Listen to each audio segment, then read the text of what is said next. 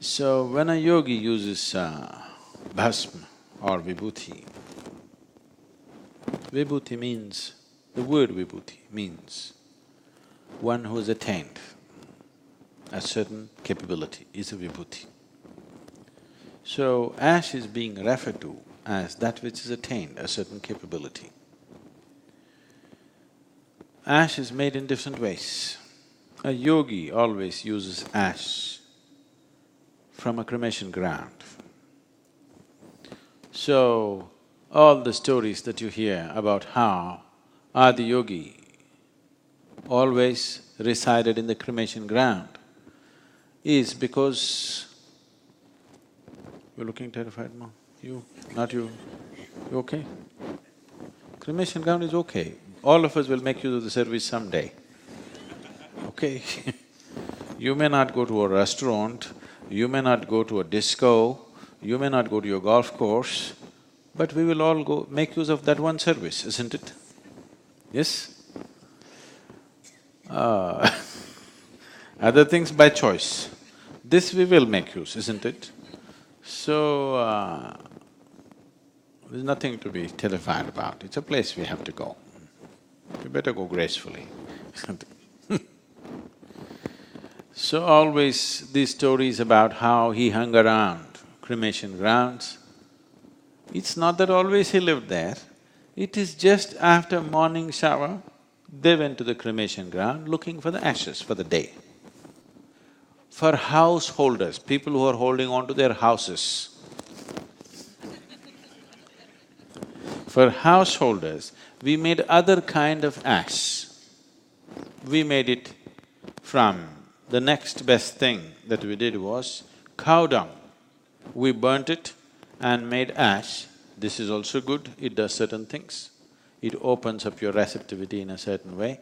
So we said, don't apply it all over your body, just in certain points. If that is also difficult, then we did rice bran, otherwise we did sesame seed ash. Like this we produce more and more benign things. But when Adi Yogi used, he used cremation ground ashes. Even today many yogis use only that. But you should not do that unless you properly initiated into the process and you know what to do with it. And if certain things happen, you know what to do with it. For you, the simple ash, either made out of cow dung or rice bran, when you apply, if you go into your space, which is energetically charged in some way, if you apply it between your eyebrows, there is a spot. You must know this exact spot. There is a spot behind your ears. If you apply on those two sides and the pit of your throat and where the rib cage meets, just beneath that, the idea is you want the higher aspects of who you are to become receptive. See, right now, to put the example very basic, I want you to understand this, don't react to these things. Now, let us say you're a man. A woman came in front of you. It is not just the eyes, the whole body responds, okay? It depends who it is, what it is. Now, if you look at her in a certain way, you may think she's your mother. If you look at it in another way, you may be drawn to her sexually. If you look at it another way, you may be repelled because it reminds you of something. Reminder need not be necessarily in the mind, it's all over the body. So now, you're walking on the street, you don't want to get entangled in all these things. If you see anything, you want to receive this in the highest possible way. So you apply vibhuti to make those spots more sensitive, so that your receptivity is in the higher dimension of life, not on the lower dimension of life. When I say lower, I am not talking in terms of hierarchy, high and low. I am talking geographically lower in your body, okay? It is not a question of morality, it is not a question of right and wrong, it is a question of entanglement.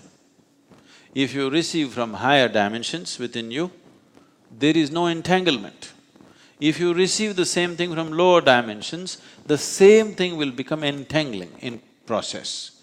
So, because you want to be in a place where you're moving towards your liberation, not towards your entanglement, you make the higher aspects of your body more receptive.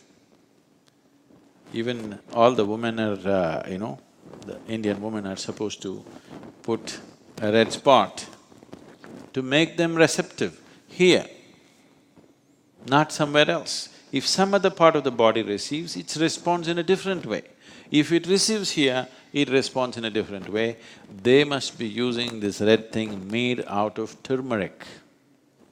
But now they are putting a plastic patch and making sure it is sealed. Really. You're supposed to apply, kumkum is made of turmeric, do you know this? But now they're applying either chemical powder or many of them are sealing it with a plastic patch. It's a Band-Aid. Colored Band-Aid you can fix on your forehead. The idea is that receptivity happens in the highest center for you because how you receive something determines the nature of your life. What you receive is important too, but how you receive it is vitally important. See, you could get poisoned with life in so many ways. You went somewhere, the way you responded to somebody or something could make or break your life, isn't it? Yes or no?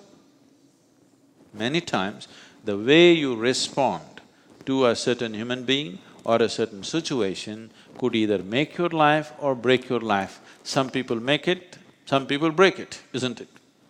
So, a little control over that just by making the higher aspects more receptive so that the lower aspects of your body are reactionary, they react.